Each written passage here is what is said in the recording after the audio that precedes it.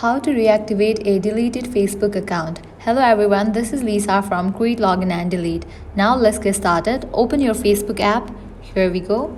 You will land to this kind of page. Now from here you can easily type in the credentials associated with your Facebook account to reactivate it. In order to be able to reactivate deleted Facebook account, it must be within 30 days of requesting permanent deletion of the account.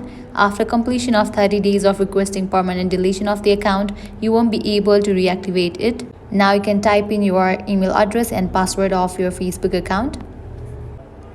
After you type in your email address and password, you can click on this option of login. If you want to save your login info, you can tap on the option of save.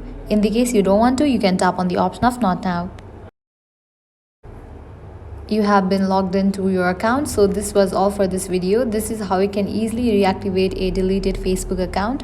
If you guys find this video helpful, at the end make sure to like, share and subscribe. Thank you.